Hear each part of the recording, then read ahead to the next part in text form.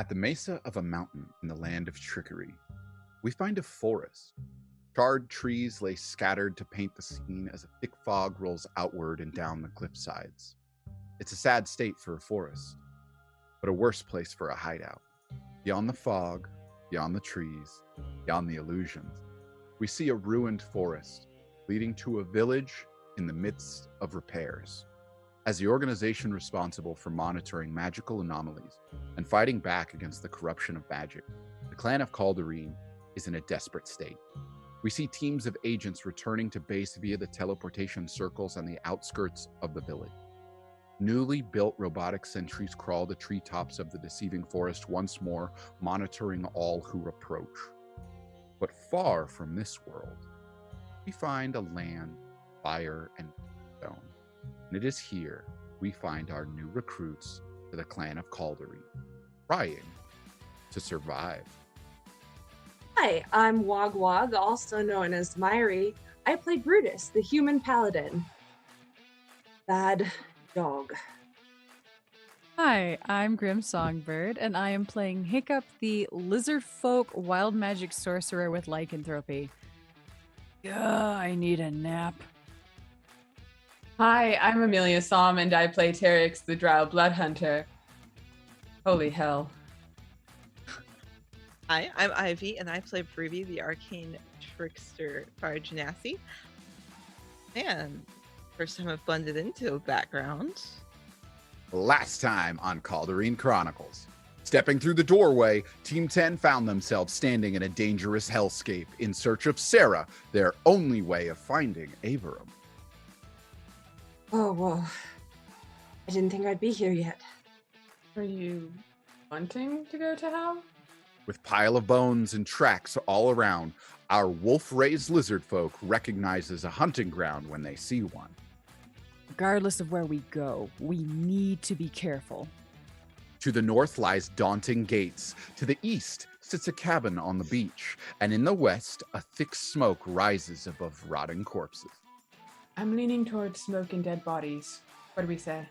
Okay, I guess I'll lead. I'm sure nothing will go wrong here. Deep behind enemy lines, with a chance casting of divine sense, Team 10 catches a pack of hellhounds about to ambush them.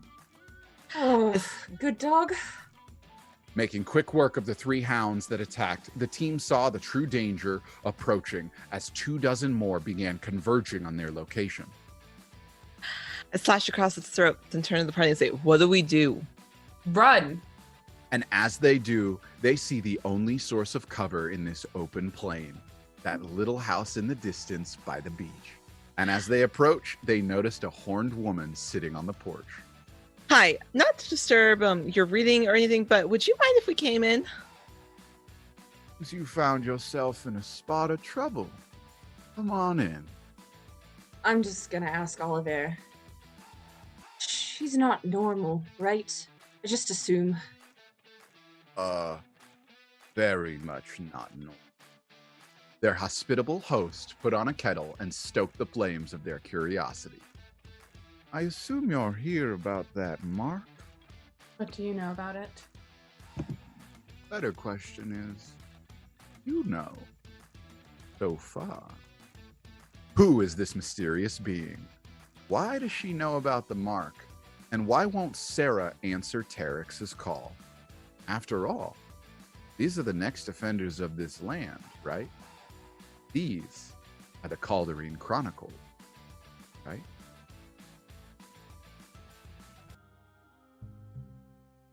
But this is a good recap of everything, because you guys just ended up in a house, and your hellhound problem seemed to solve itself. They wouldn't come near the place. Yeah, it's a good sign. It's a great sign, actually. That's fantastic. Y'all came in and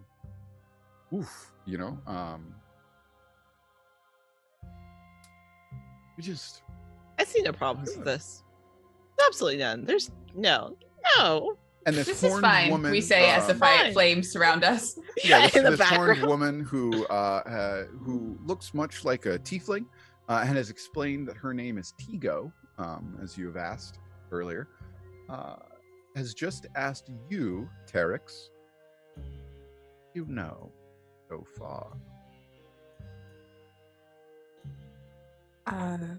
Well,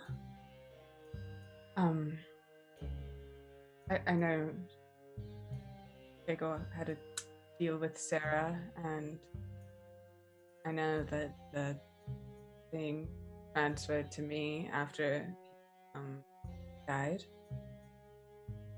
I need Sarah's help, so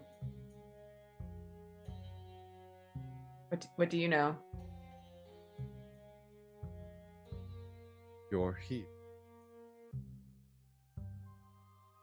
At least your claim of death is factual. Do you think I'm lying?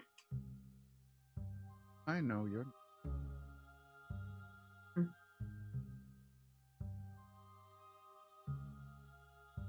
I know that other one who came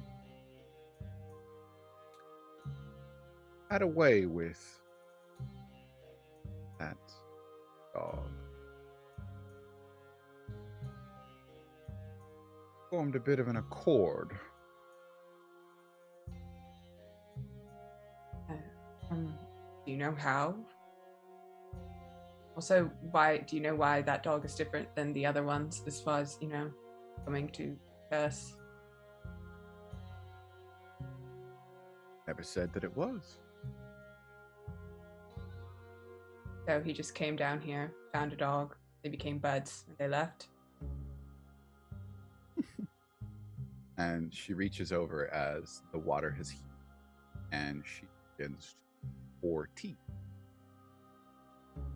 And as she's pouring it, I didn't say it wasn't a special case.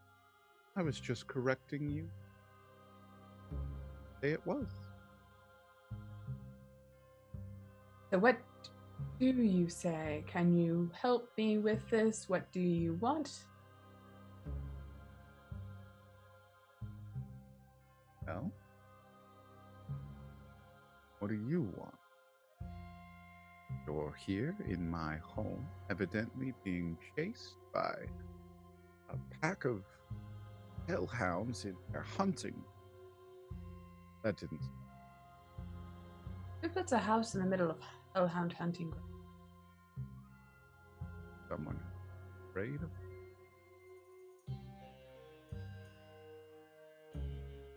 Yeah, so anyways, I'm just looking for Sarah. If you could point me into Sarah's direction or point Sarah into my direction, or if you have any way of suggesting how I go outside without getting mauled to death by a bunch of hounds, that would be great.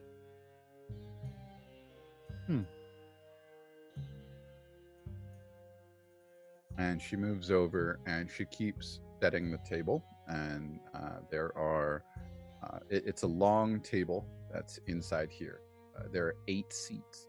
And she sets up 5 of them for you all. And then 1 for herself at the end. There is a larger chair at the end. Down. Reaches forward and picks up her tea and begins to drink it. Says, we have much to discuss. By all means, sit. Kind of look at the group, and I'm just gonna take the seat closest to her. And she holds up a hand for you to not sit down. And she looks to the others and motions for them to sit. I'll keep watch.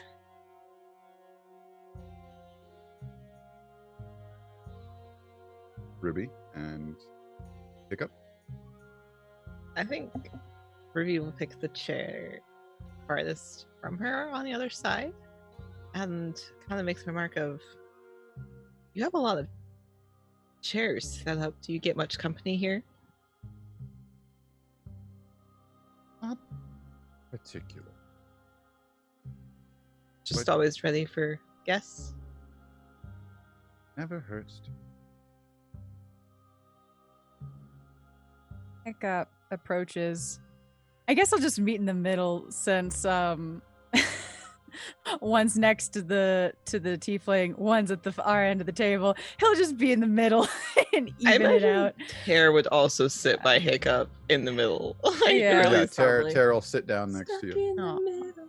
So he's gonna approach to the middle of the table, his hand spasming a bit from his wounded arm, because he did get a fiery bite that was actually pretty nasty Yeah, from the previous encounter. So he's still holding on to his arm a little bit, and What's his your- hand is just twitching as he makes his way towards the table. What's your health at? It is I say, how much of your max are you missing? How much did you lose? That's actually a good question. Oh god, you're making me do math. Hang on. My max is 51. I'm currently at 36, and that was from just that one bite. So hang on. 15? I'll give you 10 lay on hands. Thank you. It hurts though. Oh It's yeah, like, he's he is keeping his jaw clenched, and he's just keeping a straight face. It's as if kind of like a dumb teenager is just like deliberately putting their hand on the stove and is just like having prolonged eye contact. But the pain is very much there. It just doesn't say anything. Well, we're all sitting down. Corso, can we get a description of what this tiefling actually looks like? Certainly. Thank you. So, as you go to take them in, everyone roll a perception check. Can I have Ah. advantage since it's a Oh. faith? Oh wait, no, that's not how perception works. Never mind. 18 for Ruby. 22. Ooh. You didn't need that advantage anyways. Yeah, it's a natural 19. Look at you. 10. 2. And as you look at this woman, you got a 22 and an 18, right? Were the highest? Mhm. So all of you see this older woman who's very fair skinned with horns that jut up and back. And she has it's fair skin, but there is definitely some gray to it. It is like much like this environment, like smoke, to her skin tone. As far as her clothing, you see that she is wearing what appears to be a gown with a hooked cloak over it, and it is adorned in matching. They look like they're made out of feathers that go down the front of this gown. It's almost difficult to even catch that that's what this front cloak is made out of, and it goes almost to the floor. And she has pristine hands, fingernails are perfectly manicured. Do her hands almost look young? They do not look young. Okay. But they do not look frail. Okay. Her appearance matches her skin all throughout, and you can see wrinkles of such. Okay. But they are not thin nor frail, as seems to be very full of life. But with a 22, you catch Terex sitting up close or standing up close. Slightest twitch as you recognize a slight movement on the cloak. That feathery cloak that hangs over, you actually see slightest movement as she shifts in her chair.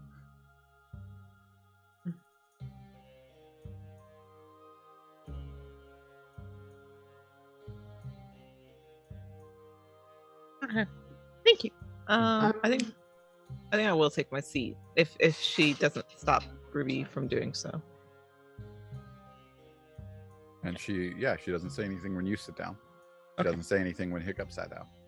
Oh, okay. And Brutus, make a second perception check, because you got a what the first time? Do. Perfect. So roll a second one. Perfect, he says. 16. Yeah. So the reasoning behind this is you have specifically said, I'll guard. I'll keep Yes. watch. Yeah. And there's a window, and we're, assumably it's something you would look out, and you would try and keep an eye as to what's going on out there. And you can see that the hellhounds that were pursuing you, when she stood up, took off. There was no coming near the house, and they left. But looking out, flashing through in the smoke as it comes up in spurts in places, and there's just an overall haze to this place. You can see two large eyes looking at the house. From where? They're outside the house, Uh-huh. amongst the smoke, but you can see the glow of two eyes. Much like what you had seen in the hellhounds, but these are a little bigger.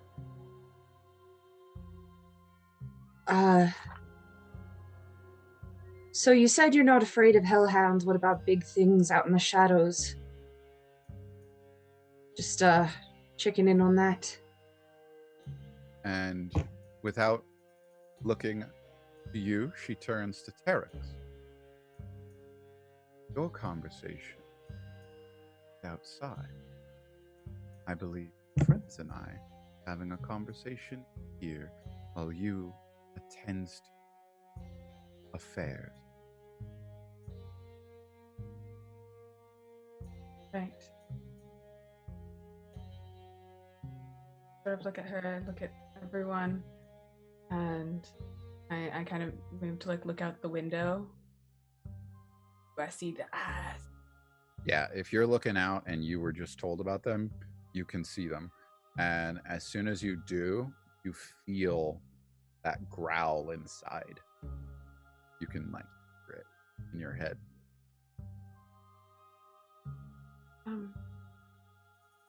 All right, sure.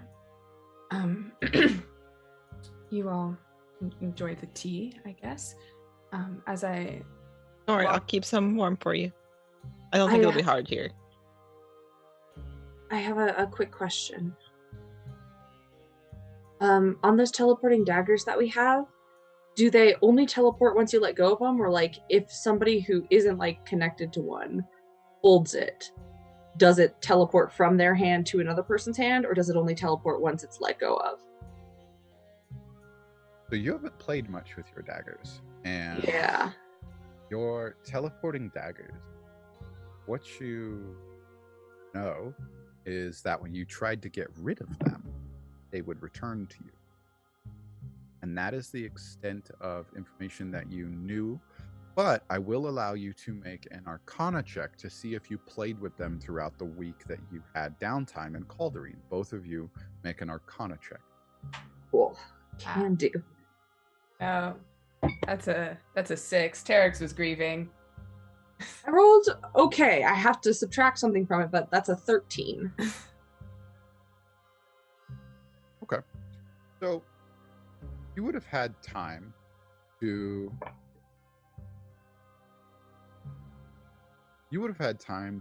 study them then. 13, you learned what those daggers were.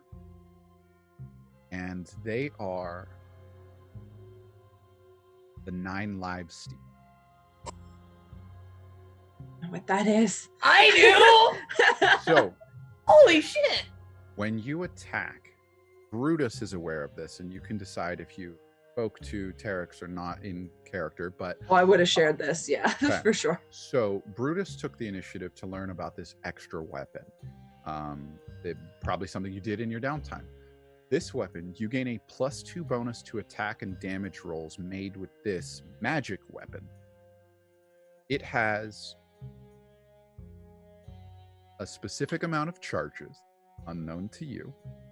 If you score a critical hit against a creature that has fewer than 100 hit points, it must succeed a DC 15 Constitution saving throw or be slain instantly as this dagger tears its life force from its body.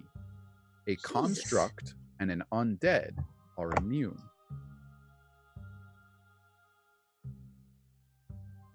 So if I gave one to Terex, so that, because we don't have like a message like other than Hiccup, we don't have a way for Terex to get a hold of us. So what I'm wondering is if I gave this dagger to Terex to hang on to, and then if something went wrong, if she let go of it and it came back to me, when it comes back to me, I know something was wrong and we could go help her. Theoretically, if it left her possession, it would return to its owner. And the two of you having that is something that you learned. You two simultaneously with Hellish Rebuke killed Altair, the previous owner of the set, and the daggers could not determine who was the new owner. So you each became an owner of one instead of the set.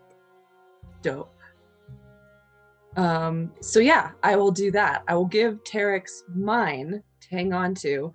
So that way, if like you get ambushed out there and something goes wrong, you just have to let go of the dagger. I'll get it back and be like, shoot, Terex is in trouble. We got to go help. Yeah. Okay. Is it... I'm so sorry to interrupt. Is it possible that I would have done something similar with the magic ring and pendant that we picked up from Bennett's corpse? Roll an Arcana check, yeah? Yeah, because I'm like... Figured I could ask because... Well, my die flew off the table. I'm just going to roll my other one and keep it on the table. It literally bounced out of my tray and then just took off sailing. What is my Arcana? Okay, well, that's a 9. I think Hiccup's still been processing through trauma. No idea what those items are yet. Okay. And with that, your dagger over for sure. When you need that, I'll take it. And Terex is just going to think in your direction. It's a very nice cloak. And wonder if you can hear it as I walk out.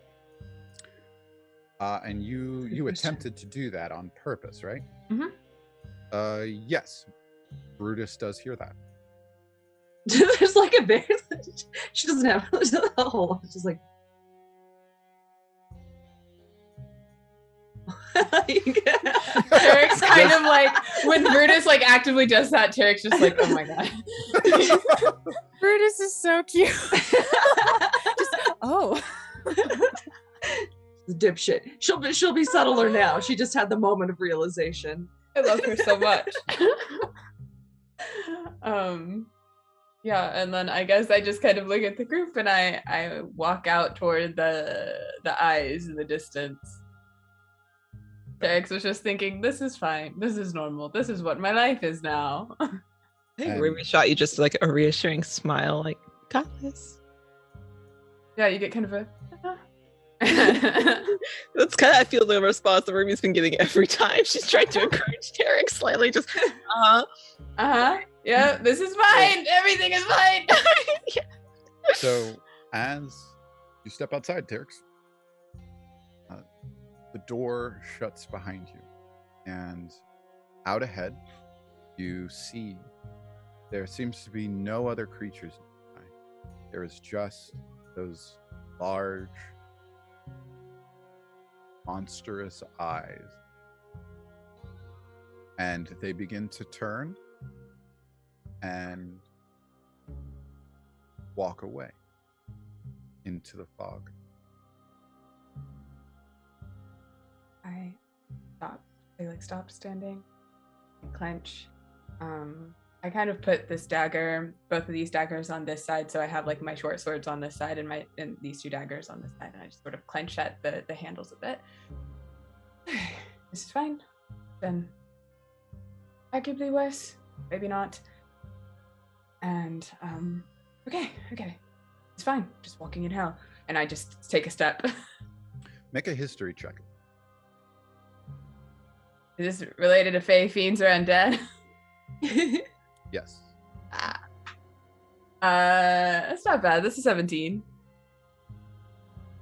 You remember Kagor telling you when first introducing Sarah towards the household, your first interaction, there was a definite presence amongst the family, a question.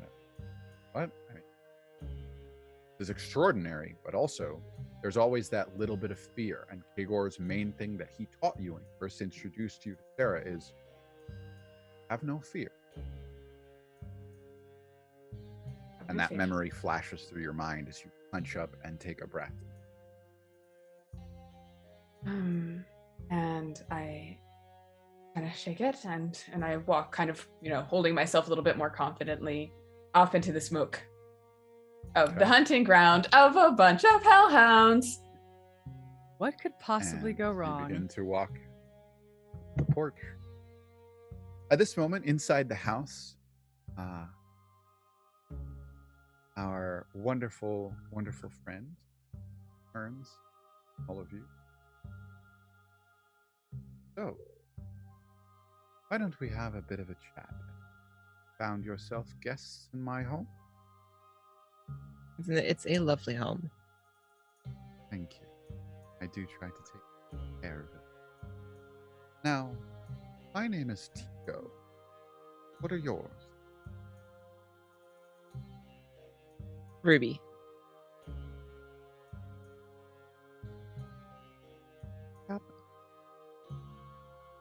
Before I give mine, I want to use Divine Sense and see if I can tell what she is. Hell yeah. Oh, Ruby was very wary of that. That's why she's like, just Ruby, nothing else. And do it. Yeah. yeah, I gave my first and last name. All in one. As you say, Pick up. as you activate Divine Sense, your ability to detect presence of Fae, fiends, undeads, and celestials, it triggers just a bit, and you get a faint wisp for a second of celestial, and then a very, very heavy twist. Okay. Well, not Faye though. So No. okay. Oh, good. Yeah, it'd be awkward if you gave your name to a Fae. That'd be Yeah. Wouldn't that be Like, terrible? Wouldn't that That be- would be He's not here to defend himself. Weird. Oh no. Looks Yeah. to Tara in just Yeah, bewilderment. we'll assume that Looks Tear, up at maybe having Moose's learned their lesson, just says clock. Tear. Yeah. Brutus will say Brutus. Yeah. Still cautious, but not like with a fake name. Well, we don't get guests often. At least, not ones that aren't meant to be. And what a shame with beachfront property and all. Did find that rather charming. Can you actually swim in that water, or does it just boil you alive? Suppose it depends on what you're made of. Boiled alive then. I was gonna say we'd probably die. I find it rather relaxing. I've never really been to a beach before. Oh, we'll go sometime. I think you and Tara would really enjoy it. There are Yeah, once we're out of this. more hospitable beaches. Everybody in the house, roll a No. wisdoms. I was actually gonna ask what the tea looked like as well, like what color it looked like. Wisdom save. You said wisdom save. Oh Yes. no. And let's remember that y'all add 4. Thank Oh, you. yeah. I Yes. appreciate that very much. Okay. I'm fine. I'm not in there. She don't know my name. I don't think. I'll roll one for Tear here. So I rolled a nat 20 plus 1, so 21 plus the 4 is 25. Cool. So, Uh, sorry, go ahead. you go ahead. No, you go. 17 plus 4 is 21. That is my total. 18. Yeah, and as you guys are just chilling, relaxing, she starts drinking her tea, and Tear takes a few sips of his tea. And Ruby, you were asking about what yours looks like? I think Ruby, before she even sips it, kind of like eyes it, kind of tips her cup, looks at it, kind of sniffs it a little to see maybe what it is, because we are in hell, an odd place to have some tea. Yeah. And as you look it over, it is a faint reddish color to it. It is you saw her put the herbs in there. She made it fresh in front of you guys. I saw that. There are still bits of it in there for you, and you can get a scent of strawberries from it, and it has just a very fruit, and it just has a fruit scent and aroma to it for yours. You can see that each cup looks a little different. I'm getting some Willy Wonka vibes with the wallpaper. And Hiccup, in your teacup in front of you, you do see several leaves, fuller leaves, sitting in the tea, and it has a very earthy smell to it. It kind of smells like, funny enough to you, it smells like fresh rain, and it's an interesting smell that you wouldn't expect from tea, but it's like a comforting smell. And Brutus, yours has been poured. Even if you're not sitting, there is one that's been poured where you were seated, and you can see it sitting in front of you. There are just several bits of what you would recognize as cinnamon and other bits of herbs. Ooh. I'm gonna at least pick it up. Yeah. Oh, they smell fantastic. Yeah, you can't be rude. Yeah, and her and Tear are sipping away, and she poured from the same pot for everything. I think Ruby, seeing that everything looks a little different, will kind of give her a quizzical look and then tentatively sip hers. And she'll say, "It's not poison, dear. No need for." I have no doubts. Curious. Do we just? What about magic? Ruby's like, well, it doesn't have to be poison. It could be enchanted. Yeah. Just getting straight to it. I was going to ask if I could do an Arcana check to sneakily see if it was magic tea. Brutus said, "Tell me now." My name ain't like, Brutus for nothing. She's like, cut to the chase. She looks at you and says, "I take it an enchantment. Concern of yours often?" We've been through a lot lately. And she's looking specifically at Brutus, and she seems to be looking you over, but you get this sense she's like looking at more than just you. You're not fond of it.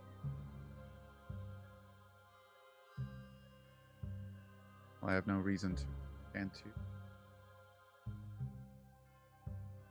That's good, because I'm not, and I'm gonna have a sip of my tea. Yes, total nonchalant. Good job. Cute. And Hiccup? He hasn't sipped it just yet. He just sniffs That's it, fine. and then just wears like a small little, like a little smile on his face. Oh yeah, it tastes recognizing the fantastic. smell. Ruby's going to make a mental note that Hiccup finally smiled after like a week of. After like a week plus of just recovering from trauma, yes, the smell of rain. I think I think Ruby makes a mental note. She's like, oh, she doesn't say anything. She makes a mental note. Tastes like rain smells. Yeah, it's just delectable, and such a it's nice very warm and earth, and it's like laying on the warm ground after the sun has heated it up, but not too hot. It's just perfect for a lizard. Aw, that definitely does put a little smile on his face. Excellent. And after taking a little sniff, He's just thinking, I'm gonna take a little sippy sip and just take a little sip to see what it tastes like, if it's as good as it smells. Now, did you? I don't want to like cut you off or anything, or prevent you from doing like Arcana checks or anything. Like, if that's what you'd like to. I would like to still do an Arcana check on the tea, if that's all right, to see if Sure. it's like any kind of magical tea. Prior or after, does it matter? Your choice. Prior. Okay, Definitely, he would definitely Arcana check check. before. Okay, +2. Right. Don't eat out of the dice tray this time, please. Okay, 13. Okay. And as you look down at it, you look and you're just sort of focusing in on the tea, watching it swirl around, smelling in the smells. And you do get this slight wind of magic sift through the tea. Just like a wisp of it goes through. Okay, You so can't in quite that identify case, it, but you definitely acknowledge there's a bit of magic in that tea. okay. In that case, he doesn't sip it just yet. After enjoying the smell and catching the hint of magic, he then asks, "How do you do that with the tea?" Because if I could learn how to do that, I think that would be cool. Because tea doesn't smell like a happy place. The cup does all the work. I'm just going to inspect the cup. Yeah, and with that, she's telling you that the cups themselves possess a bit of whatever magic it is causing that magic swirl inside the tea.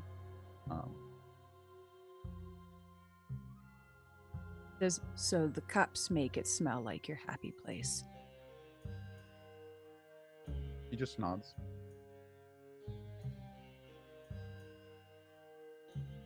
I'll have to find some. And then he takes a sip. Cool. This is the warmest he has ever been since the trauma. I'm just going to let you know. Would Ruby's all of made no. you roll a wisdom save? Here we go. Add 4. Thank you. 9? No. No. We all got too well on the first one. We had to do worse on the second. All right, what'd you get, Brutus? Not 1. Oh, And no. Which What is, I just want to mention, an 8 with my bonus. What did we get for Hiccup? 18 is my total. What is on the die for you? We got a nat 1, and what's on the die for Ruby? A 4. Plus Okay. 1s. Plus 4 is 9, but on the die 4. Yeah. Ruby and Brutus and Excuse me. Yeah, Ruby and Brutus. I want you to take a minute, and we're gonna jump over to Terex. But right now, I need both of your characters to think about something that has really upset them, something that makes them very angry, something that dear. makes them very aggressive, that they just get up in arms about, like an actual thing that has happened. But jumping outside to Terex. Oh, no. Terex, this thing turned and walked into the shadow and into the fog, and you head in after it. Make a survival check. Track it.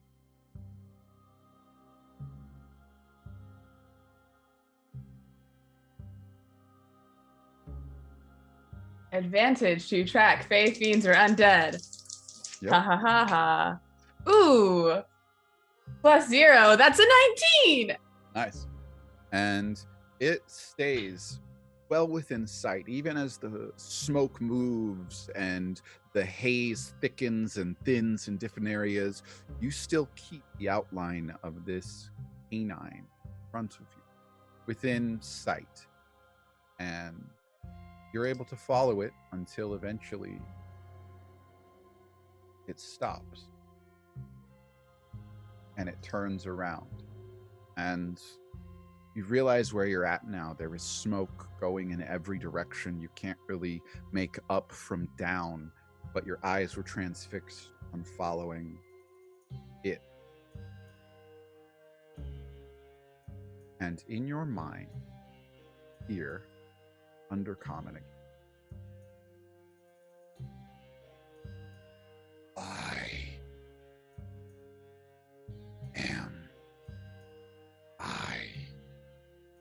here.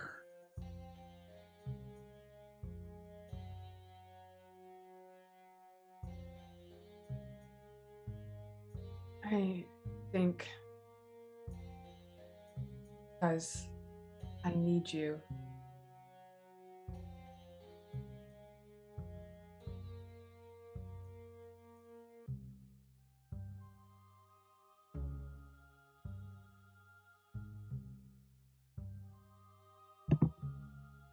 Happen.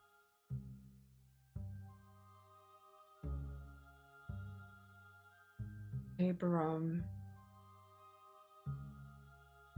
Tegor attacked Abram, then wasn't the real one, and Abram killed Kagor. Somehow sent his soul to help us get away.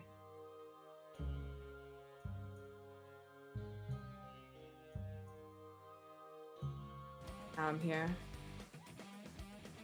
And it begins to bear its, and you see what you recognize as Sarah shaking its head violently as it seems to be losing control. As you've said, Kagor is officially dead. And its teeth begin to bare, and it says, "How dare you attempt to replace," and it lunges at you. Roll initiative. Oh my god. Bitch, I just work here. Not my job. Not my job description. Not in my All job right. description. What's your initiative? 12? Okay. Rolled a nat 1. So you're up Okay. first in response as this lunge happens, and you see this enraged Sarah down in singular hellhound form, not in full Cerberus form. And there are cracks throughout Sarah's skin, and there is glowing red from this place just seeping out, and they're charging at you. After everything we've been through! I'm so mad about all the head scritches. I'm not gonna lie. Okay.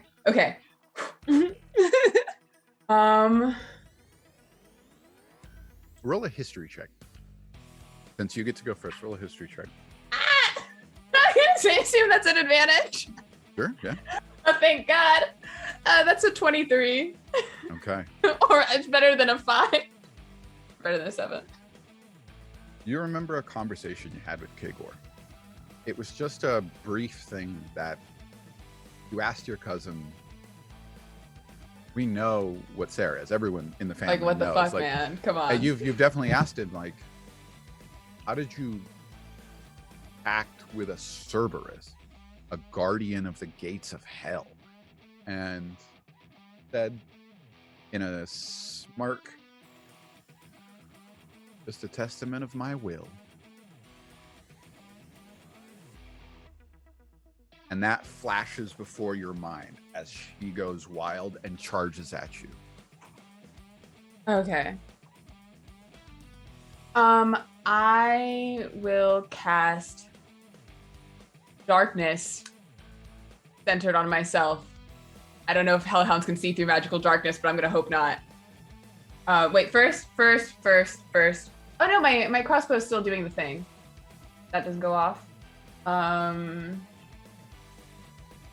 I am going to. Yeah, I think I'm gonna do that. I'm gonna cast darkness on myself. Okay. And centered on like a particular part of yourself, or just like you in general? My little Genrath charm. Cool. Genrath charm for my necklace.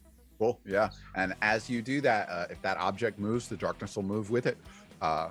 And you 20 feet out in every direction, cover in shadow a familiar scene flashes before you as Kagor uses shadows in combination with Sarah. And that is your action. Bonus or any movement you'd like to do. Don't think no.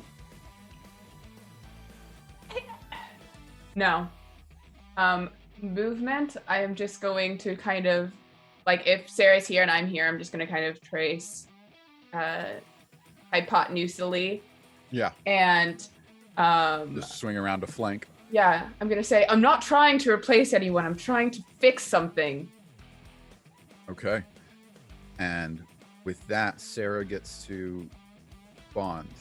And seeing the darkness erupt, and Sarah stops in her tracks. Now, can you see through the darkness? That's a great question. Do you have Devil's Sight? I don't think so. Did not pick up that evocation? I can't pick up evocations. I'm not a warlock. Oh, right, yeah. So, with that in mind, you cannot see either. And on the outside, Sarah comes to a halt and seeing the darkness, runs directly in towards it and begins moving about. You're moving at a flanking position, so this is going to be at disadvantage. You're just going to have an advantage when this happens. Sarah opens up her jaw and fire comes out in a 15-foot cone as she tries to incinerate the area. I need you to make a DC 12 dexterity saving throw, but you will have advantage as she is, basically it's like giving her disadvantage to aim anywhere. 24. Yeah. And so this fire comes roaring through, and while the darkness prevents you from seeing, you feel the heat building up as it blows in your direction, and she misses. You take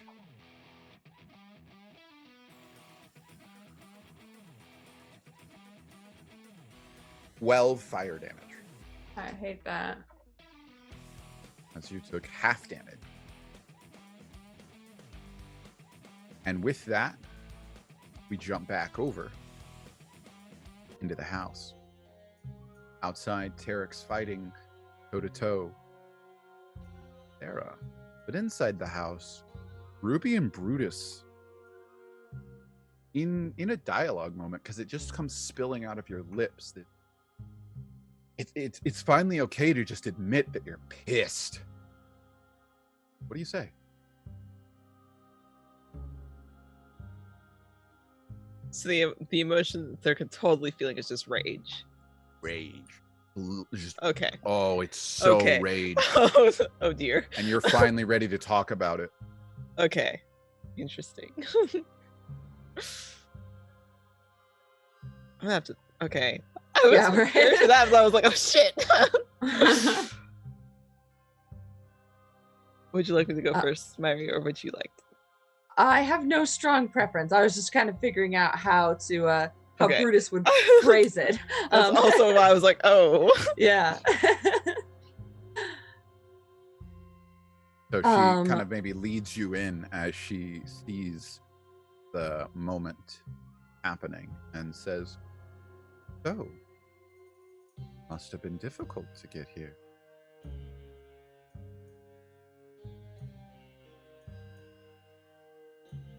I think as a flavor text, Ruby's hair just keeps flaring. It just gets brighter. It kind of just sparks.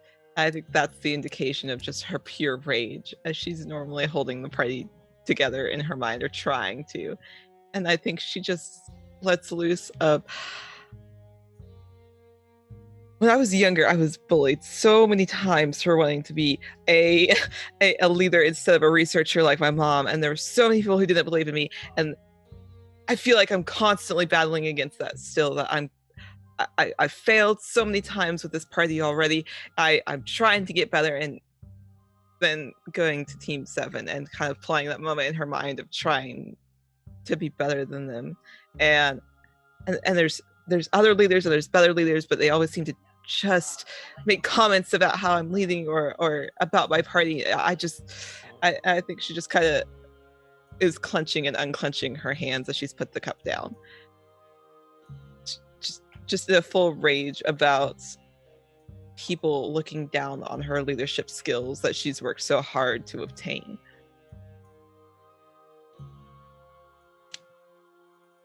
As Brutus responds, hearing all that comes spewing out. Well, I guess I have to. So mechanically, does she have to talk about her stuff or does she? Yeah, something like, compels you okay. to just say it, to just admit it out to the world. Something's compelling you to that rage. So Brutus is gonna start in like like the prompting of the thing. Mostly it's just all these goddamn secrets and people thinking that they know what's right and assigning it to others, and then they always have to work out of the shadows, and now I'm working in the I wouldn't normally say this, and I'm angry about I'm going out the door and I leave. And then I close the door behind me. So you attempt to go towards the door? Yes. And as you stand up and Well, go I was already standing, but yes. Or yeah, as you move towards the door, there's a slight breeze as she is now standing in front of the door. And her little her cloak over the front that was clasped, you see it reach over and reclasp itself as she sets down in front of the door. And she says, "Now, probably best to not friends conversation.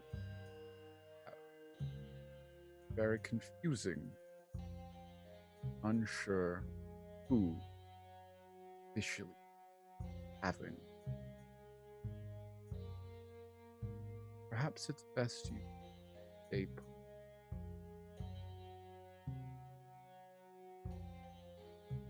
Absent.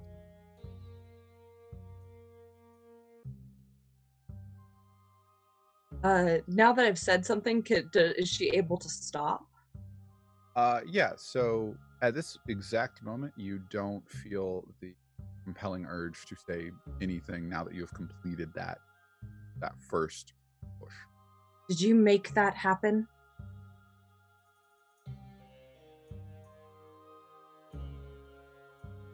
I said I had no. That's not what I asked.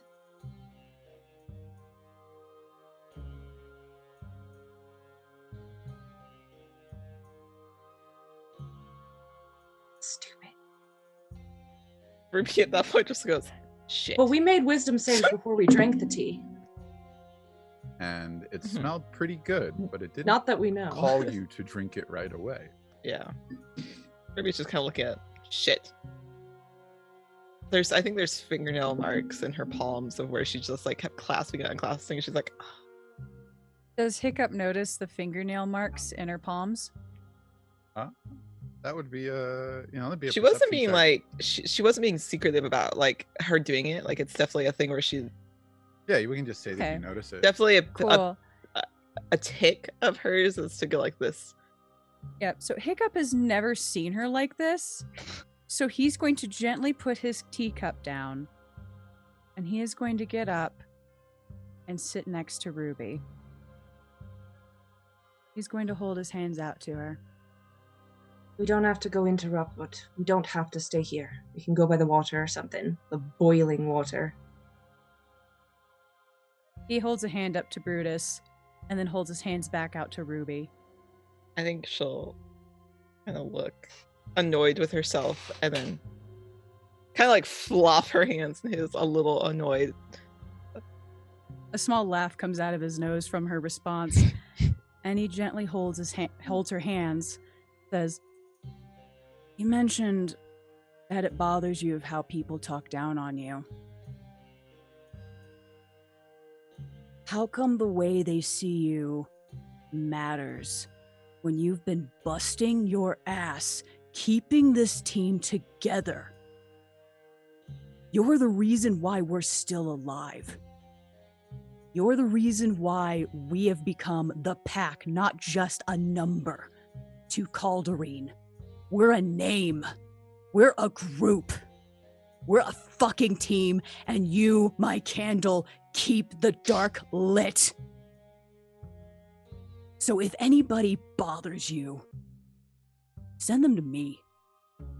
I'll teach them to not talk shit at you. And the woman at the door, as you say, we don't have to go interrupt, we can go by the water, says, haven't finished, and I must do this. When you have finished it, we will know that you can go. I think Ruby will kind of squeeze Hiccup's hand, not quite sure how to respond to that. That positive reinforcement's not something she's experienced, and then she'll look over to Brutus. Brutus, if there's something you want to know, at least about any of us, we can try to have less secrets. No, I would rather not. would. That wasn't information I was intending to volunteer, so I'd appreciate it if you all acted as though you didn't know it. Thank you. They will kind of nod. I understand. If ever you feel otherwise, we'll be here. Appreciated, and I do know it. Okay. But whatever this is, why do we have to finish this and reveal our scars to you? What are you the gatekeeper of? That's actually a Found good your question. way. Hell. I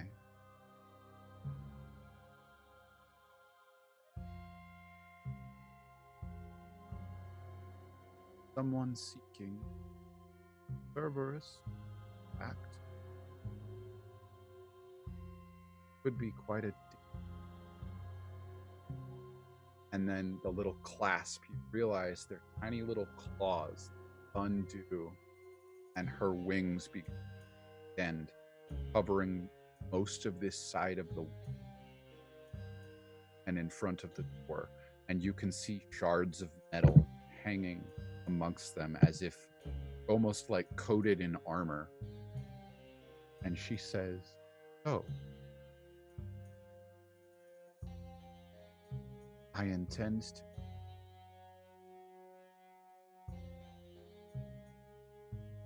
dog will manage confirming whether or not your friend is worthy of power. I judge with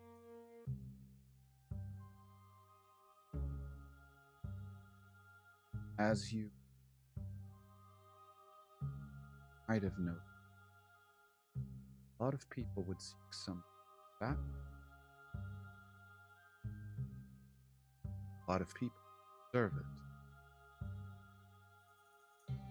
So by the end of your cup of tea, what you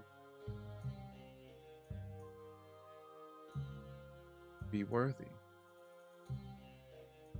for this,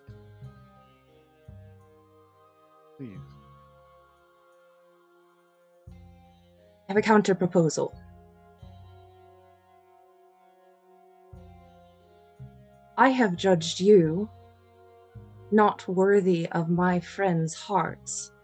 If you have something you want to know, ask it, and we'll answer truthfully.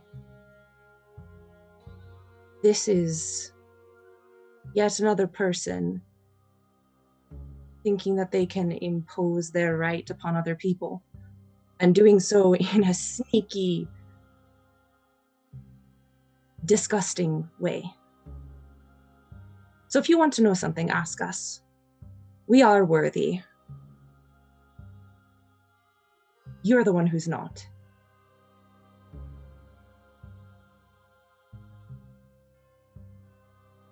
Then each of you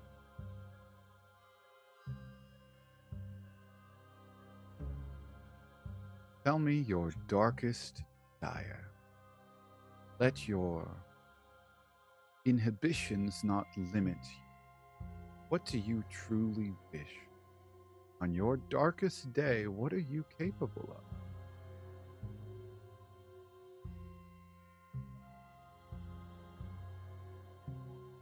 We'll start there.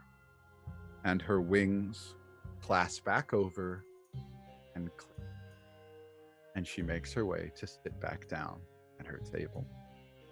And she motions for the rest of you to sit. Terex, it is your move. Okay. Well, Sarah seems intent on fighting me, so I think I'm going to have to drop the darkness to deal some damage back. Which I do. I drop the darkness. I will simply Eldritch Blast. Okay. That's 2 beams right at Sarah. Those aren't great rolls. I would like better ones. That is a 14 and an 11. Both of them seem to glance off and not land damage. Look, I didn't even want to come here. I couldn't control this. I say, showing the mark on my neck. And I figured you could help because you're the only one who knows where Abram is. And I am going to use a bonus action with Mystic Frenzy to fire off my crossbow. Cool. That's also not great. Oh wait, I'm better at Dex though. That's a 17. That'll hit. That is 1. That's 5 points of piercing damage plus I don't remember which right I invoked on it, if it was lightning or cold. So we'll just say cold. 4 points of cold damage. So a total of 9. Yep. Okay. And you've dealt that. Roll a history check.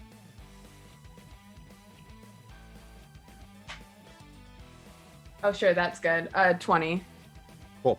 And as you roll that, a flash in your mind shows a heavy breathing Kagor, and you're staring down your snout over at him as you are baring your fangs at him.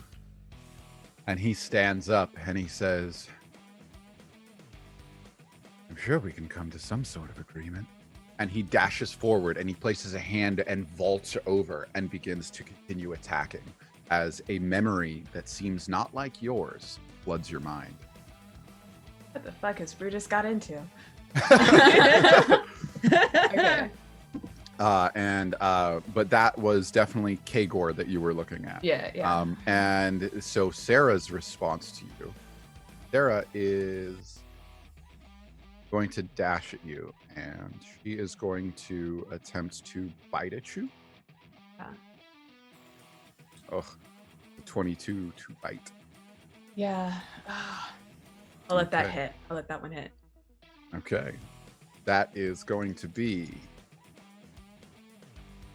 4 piercing damage, and then her throat heats up as 6 fire damage comes tacked onto that for a total of 10 damage. Cool. Do I know if hellhounds are like resistant to fire damage? Is that a thing I would know? Yeah, I would say that you know that they are immune. Immune, okay. Cool. Love that for me. Okay. How are you looking? Oh, not great. Not great. Looking pretty rough. What would you like to do in this instance? It is your turn. Okay. I'm gonna say, you've got to be fucking kidding me. I figured you'd want this too, and I'm going to fire off 2 more Eldritch Blasts. No. I'm going to... The risk I'm taking is calculated, but man, am I bad at math. I'm going to cast mirror image on myself again. Because I have reasons. Yeah. So yeah, I'm gonna cast mirror image, and I don't think I can do shit with my bonus action. Talk about action economy. Yeah, I'll just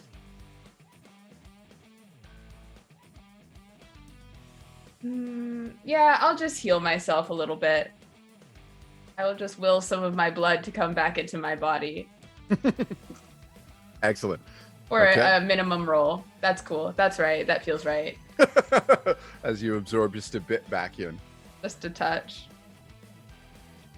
Okay, And yeah. it is now Sarah's response. And Sarah is going to, seeing that they got a good bite on you, is going to attempt to bite again. Hmm.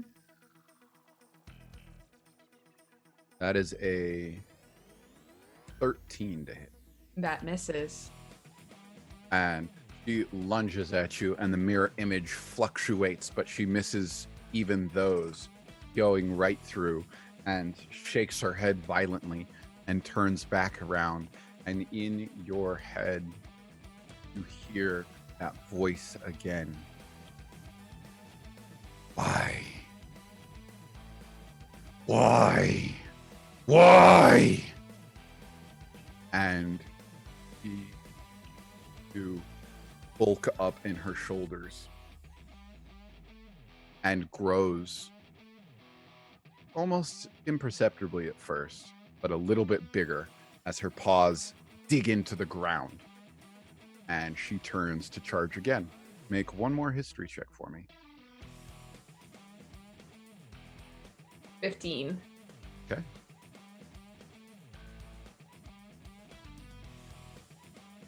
You just for a brief moment, you feel like you understand the question. Feel the pain and the anger in it. You feel like you're responsible. Like, these feelings aren't quite your own, but suddenly you feel responsible for Kagor's death.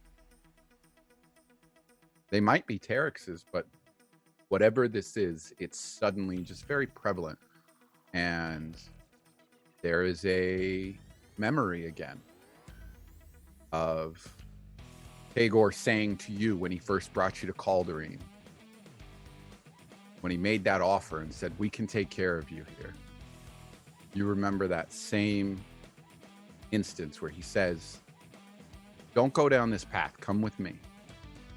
Suddenly you see that same conversation almost, word for word, as he approaches a panting Sarah and says, "I can take care of you. You don't have to be like this." And he extends his hand and says, "What do you say?" And that moment flashes in your mind. Your move.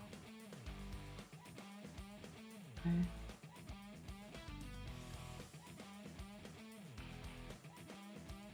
This is gonna be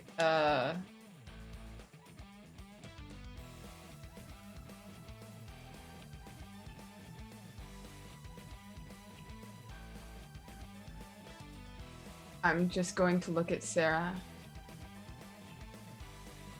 and say, I don't know why. I don't have any answers. I don't have anything that's going to make it better. All I have is my blood. That's all I've ever had. And I don't think it's going to make either of us feel better. I can't promise you what Kagor did. I'm not going to try. But he's gone. And now I'm just as lost as you are. So please, Either just kill me or get this over with. We can do something.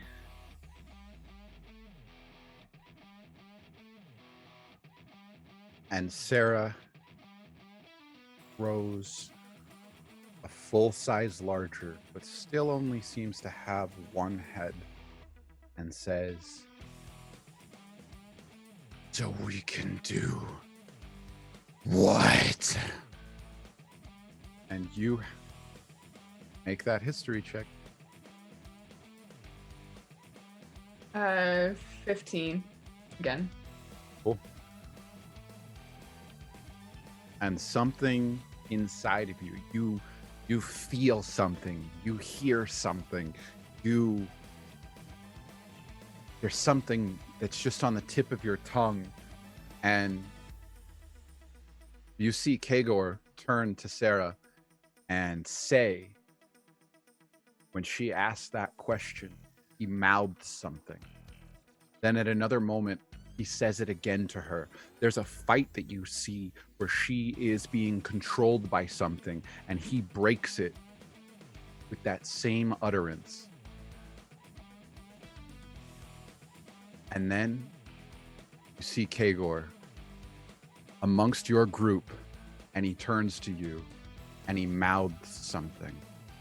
Then he turns and he rushes forward towards Abiram in that last moment.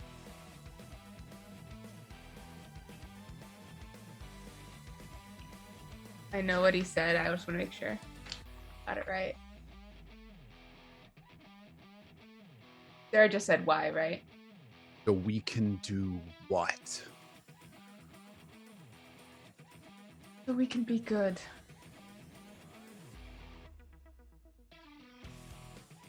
And as you utter the words, "be good," with the mark now on you, you feel a link establish.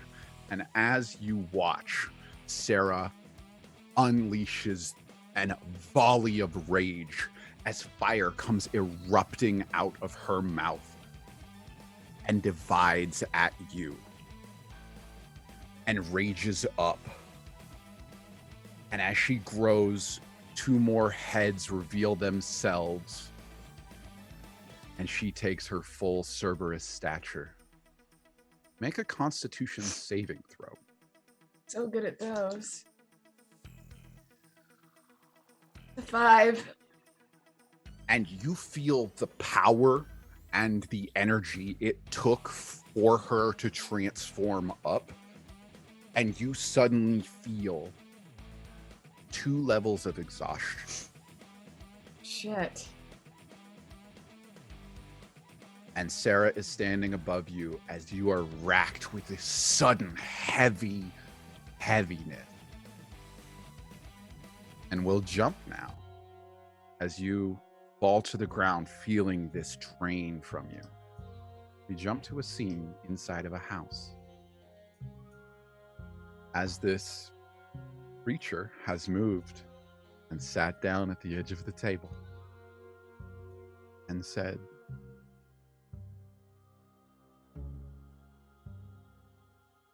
"The tea tells you to speak your truth uninhibited. Things you can't hide. So, if you'd like to voluntarily do so, go ahead." All right. Brutus will actually sit down now.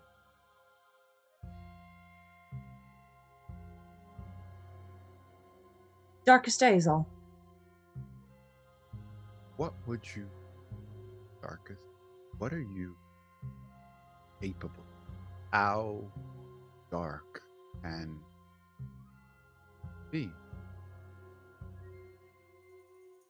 Brutus wants to kind of get a beat on how Hiccup and Ruby are doing, kind of look over at them. They just had a very intense moment, so just kind of getting a read on like where they're at. I would say as As you take your seat, Brutus, Hiccup's going to give Ruby's hands one more reassuring squeeze before letting her go. Gives her a wink, and then goes back to his own seat. And then just kind of picks up his cup and enjoys sniffing it. And sniff the tea. I was going to say Ruby would have probably removed her hands. So perfect.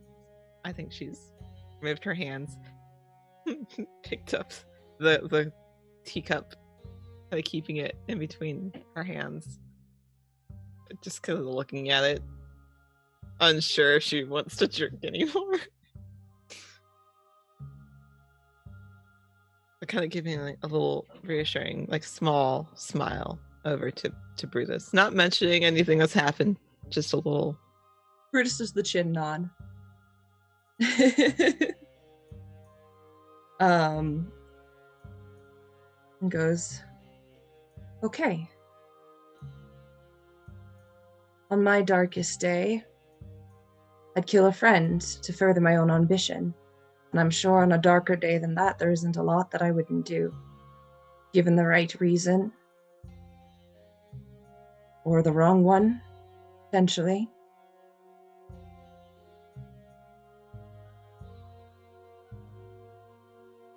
She sits there for a moment, with her hands interlocked, and she's leaning very intently, listening.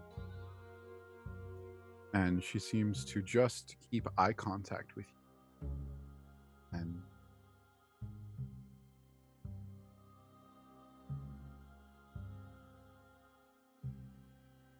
a lot to you. Not really. That's why it's so frustrating when people feel like they have to drag it out. She sort of like taps the rim of the teacup.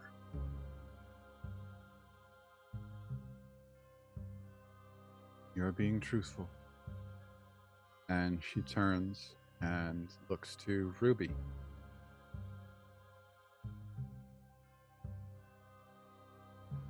I think she'll eye the tea and then put it down, having decided she doesn't want it anymore. She'd rather do this without risking that. My darkest day. She thinks about it because she hasn't thought about it before. It's not something she's ever once considered what her worst self would be. She thinks about it and thinks about it. I think it would just be fire everywhere on my darkest day. I think I would just burn everything to the ground. Not caring who I would get caught up in the flames.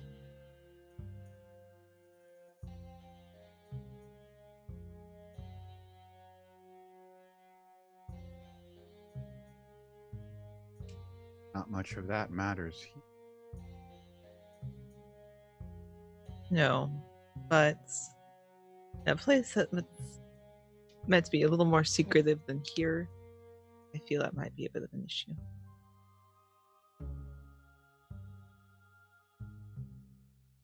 You speak truthfully. And then turns to Hiccup. He takes one more sniff of the aroma, and he says, my darkest day.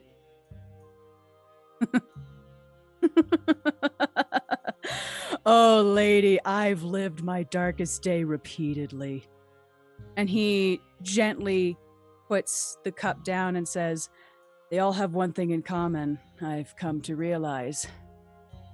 Loss. I died.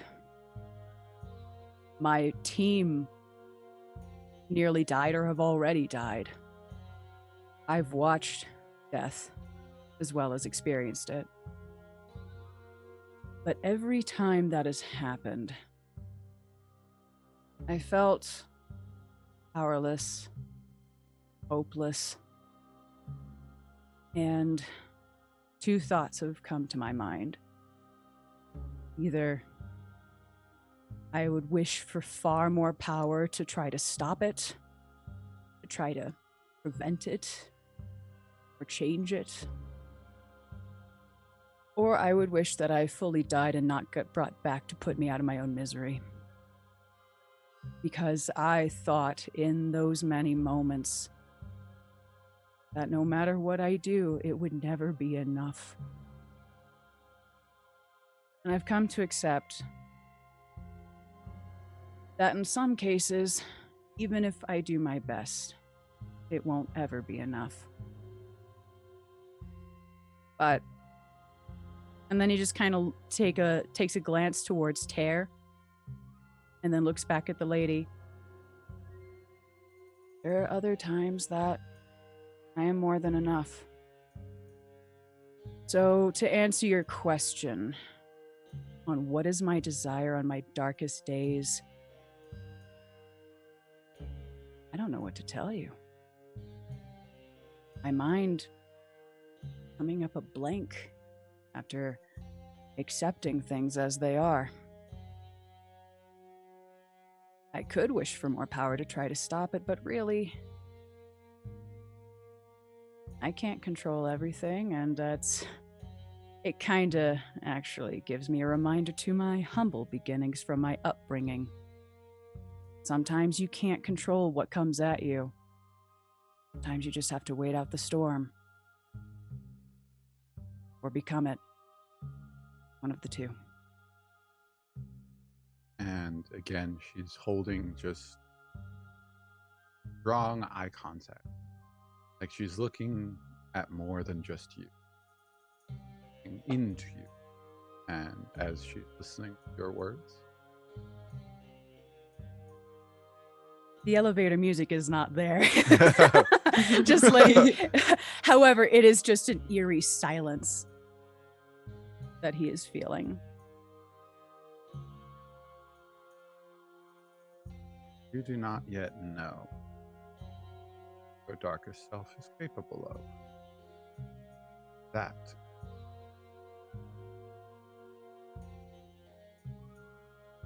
And she turns and she looks over at Tear. And he seems to make eye contact with Tear. Neither of them say a word. And Tear looks around for a moment and then back to her, and she nods.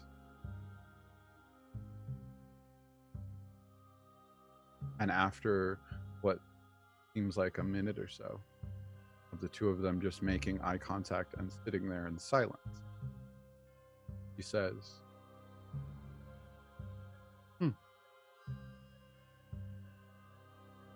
Yes, I suppose that would be true.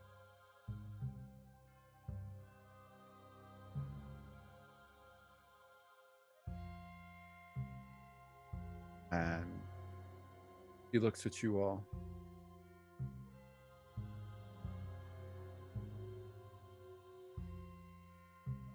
In the end, souls are ferried onward. Some place beyond your realm. Now, ending up here, be it a deal, be it a curse, be it judgment, karma, Consequences. that too.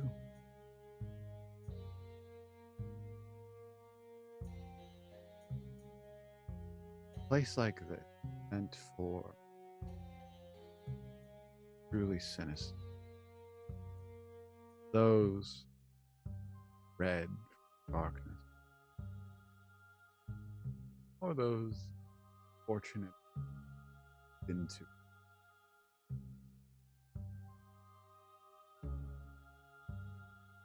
The idea of someone coming to a place like this in search of hope in the form of one of its guardians, I found that quite entertaining. And when that young drow managed such a feat, found it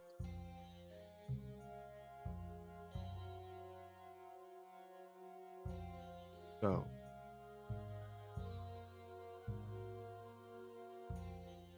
how did he live? Such a power.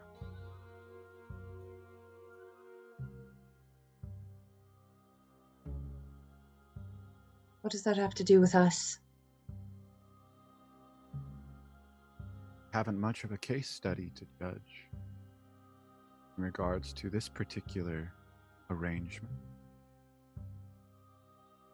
Someone took that power and used it. How did he do so? How did he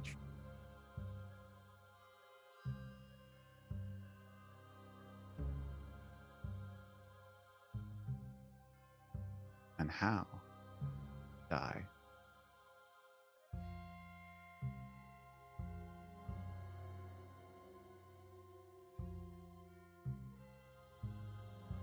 He lived like a person.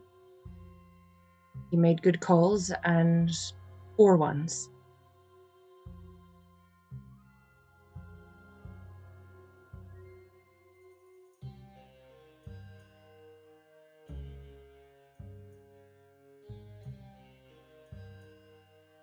And her And- wings fluctuate sorry. a little bit, and he opens them up just a little.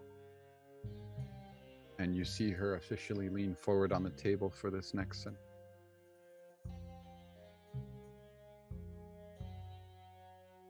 And he died, like a lot of people die, which is for something they care about.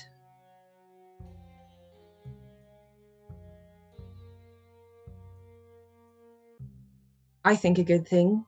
Probably others would disagree. Again, that's the whole being a person thing.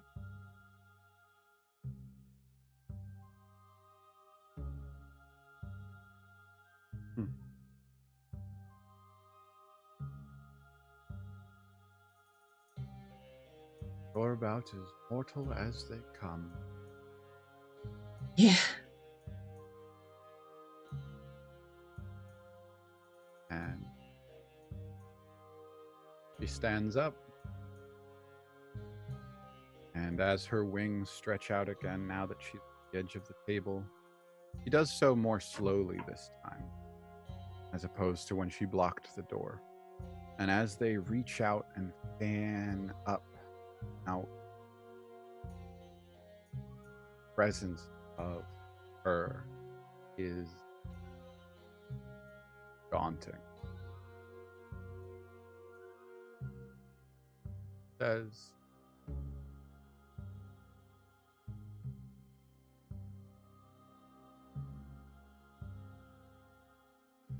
very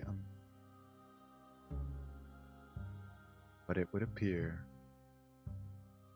that you are nothing more.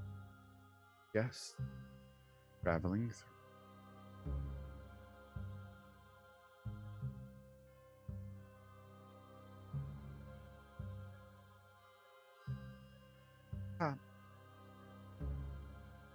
I shall give you direction.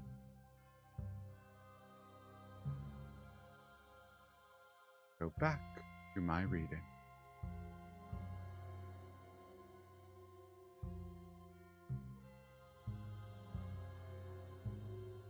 And Hiccup Go. sits up and he tries to be polite as he says, "Thank you for your hospitality." What's the word? That's so Sorry. nice of you, Hiccup. Don't thank her for anything. It's- She like drugged us, basically, like magically drugged us. He looks at his teacup and just goes, "Mine's fine. I don't know what you're talking about." You didn't drink any. Yes, I did. He Did you? I thought you chose He just not to. succeeded. I He just- succeeded in Oh. a wisdom save. yeah, I had Yeah. my tea. I just succeeded. He's just like, mine was Yeah. fine. What are you talking I mean, maybe she drugged you guys. But that's not my problem. That's not my fault. Weird. He's like, drug does what? No, mine's fine. and Ruby's just slowly pushing their teacup further from them. she says to Hiccup, "You're most welcome. come back anytime. And I could just tell them to you, but sometimes it's better to write them down. And she pulls out a feather from within her wings and plucks it. And as the bits of blood on the tip remain, she reaches up and with a finger pierces it with her own. Single prick, and a drop of blood begins to fall as she catches it with the tip of that feather. And pulling out a small piece of parchment, draws a symbol and slides it across the table. I would like to slide it towards Ruby because she is the one who does the paperwork. No! Shane slides it to Brutus and then like Brutus slides it to Ruby. Listen, we know who does what in this crew. Ruby's like, Hiccup's just like, I can't read. Brutus Oh. pretends she can't read.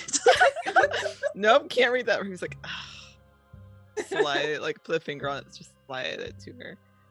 When you're Handle. ready to leave, that will show you the way. Simply state my name.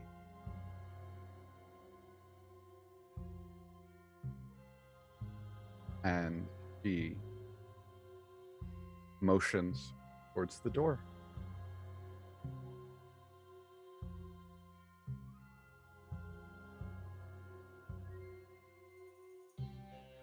Go get Terex.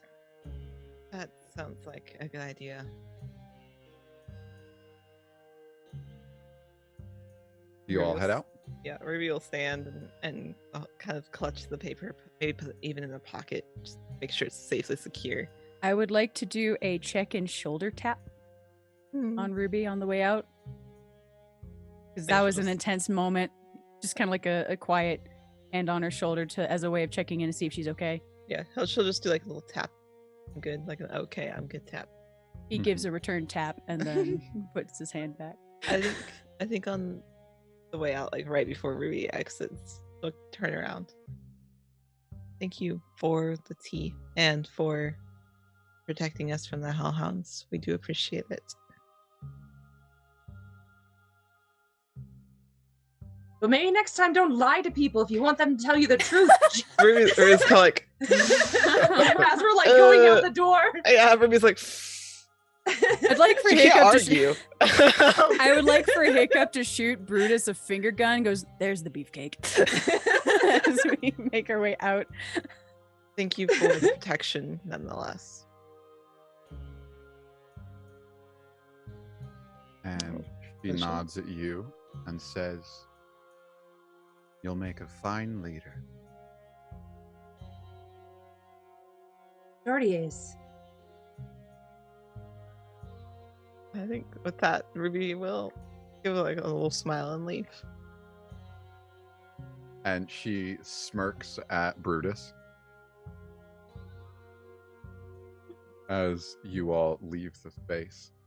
Now, jumping over, we are over now to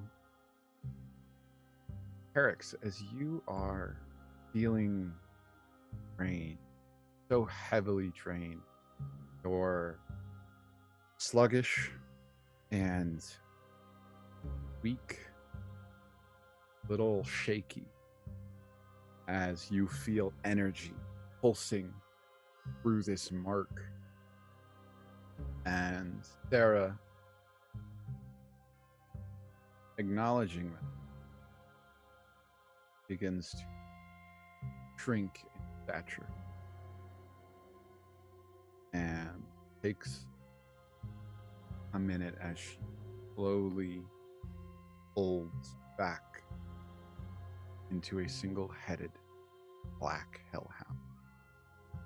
And you feel like a weight has been lifted off of your chest.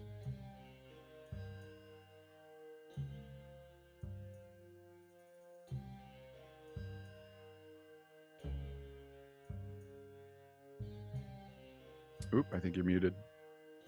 Oh, no, I think it was whispering. And I just said, okay. Okay. I sort of get up to my feet and walk over to her. Okay. Go find the others.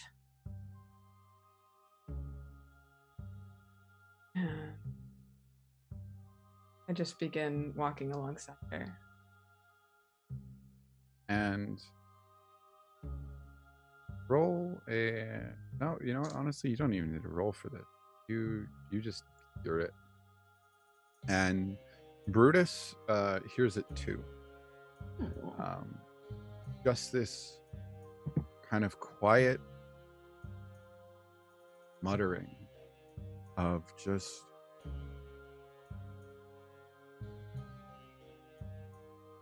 I am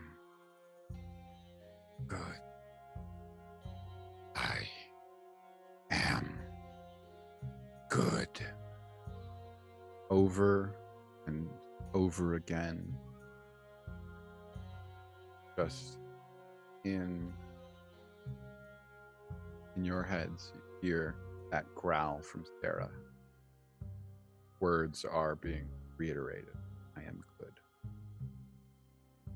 Vex just kind of puts hand back, or kind of absent-mindedly strokes it, kind of just staring out, not really focused on anything in the distance, back the same way we came. And as you walk through, there are moments where you feel Sarah press against your legs without saying anything. He just presses hard against your legs, forcing you to correct your course a little bit. And he doesn't say anything to you mentally, just continues. And those words sort of fade away. And eventually find yourself coming out of the smoke. And ahead of you, you see your companions stepping outside of the house. Terex looks like shit. I was gonna say, Hiccup's gonna see her just go, Nightshade, hey, you look like shit. All right, let's help out with that. Just like go over and give Terex like a pat on the shoulder. Searing pain. God. Is there any way you can make that less awful? There is not. Take 10 HP back. Are you ready to go? Yeah, let's go. I mean, if you're sure, you've got your doggo, but I mean, there's still the large gate in the distance if you wanted to go look. Just I don't. Ruby's being fully sarcastic.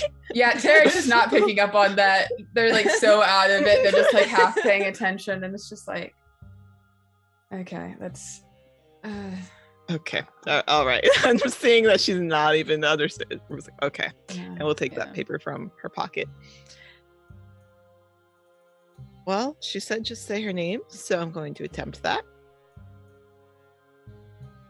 And does it look like I need to do anything else, or does it just... No, it seems this was written in blood, and... Which is very concerning, and Ruby's ignoring that fact. Who among us hasn't written a thing in blood once or twice? Oh, damn it. That's probably true, though. Now we're all just like, wait. Well, that's something for another time. We don't have time to unpack all of that today. Yeah, Ruby will just hold out and say, ego. You jerk. And as you say it, You stand there for a moment, and nothing happens. It's because you said you And jerk. Now I have to say it again. Then No, you it's hear a not. voice. You hear a voice call from back at the house, and she says, "Oh, you didn't think that would actually work, did It was you?" like, I was kind of hopeful. And Turning as around. you turn back, Tigo is atop her roof in full armor, and her wings are spread out wide, Oh, and she has this glowing whip that she swirls around, and you see it charge up, and as she snaps it down, it just shatters part of the house. No, you have to fight your way out. Brutus is just gonna like And- gesture like, I told you so. And as she says that, the piece of paper begins to glow.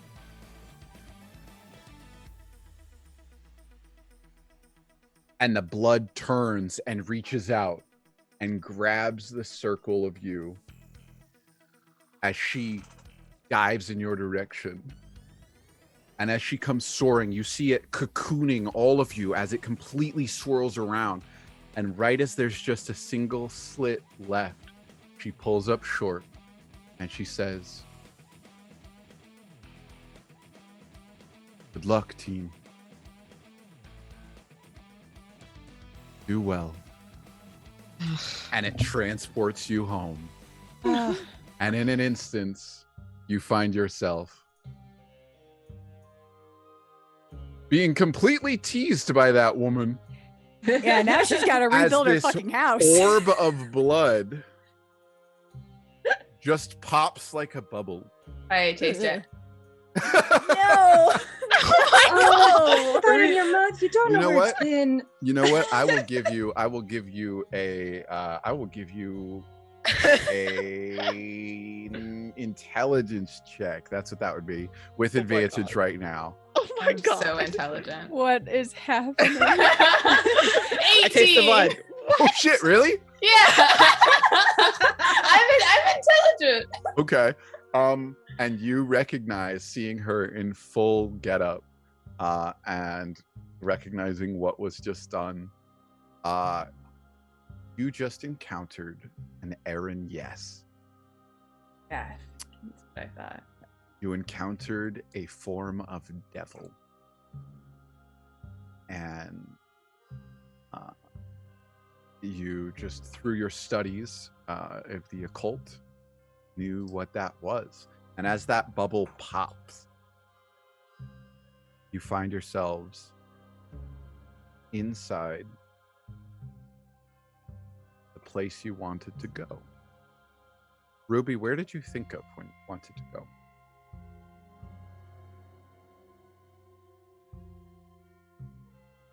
I think she thought of home. Cool. Roll a d20 for me. A D20. 10 okay. and above, it will Okay. be. You know what? I won't even tell you. Okay, yeah. Yeah, Fair. 9 and under is one thing. 10 and above is another. Okay, well, that's nat 20. So I don't know where we ended up, but we somewhere. So, you tell me, did Ruby mean, I get with a nat 20, I'm giving it to you. Okay. You tell me, did Ruby mean her Oh, childhood she home? she or meant her home, apartment? home. Oh no, she meant home. She meant Yeah, so this with her bubble of parents' blood home. just bursts in your living room, and you are all standing in Ruby's fucking living room, completely just drenched the room in blood, and you hear a voice go, "Ruby!" as your mother turns and says, "What have you done?" And That Mom, is where we're gonna end this week's episode. Oh my god. Amazing. Are we also covered in blood? Like, are we just like drenched? No, it went Okay. outward.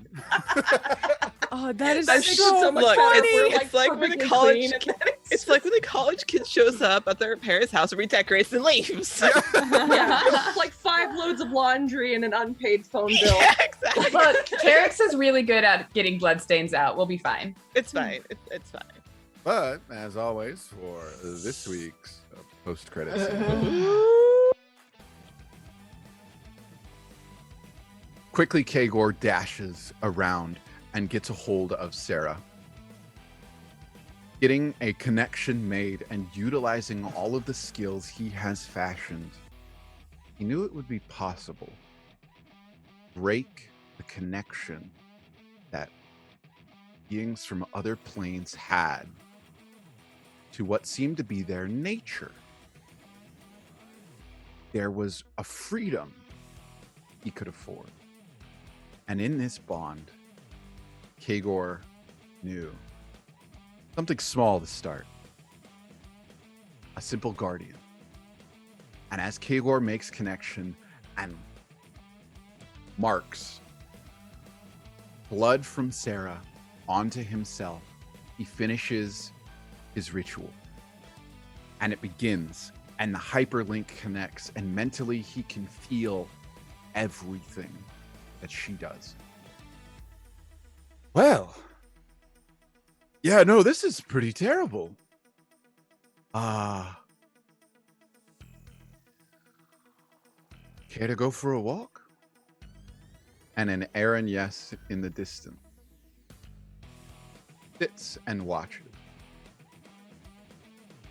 with a bit of a smile as this interesting being from the other realm found his way here and was able to decipher why she no longer served the Dark Lord Asimodeus.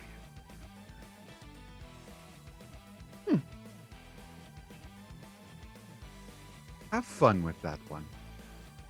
And she stands up, jumps off of the cliff, and sails across the smoke towards the dark gates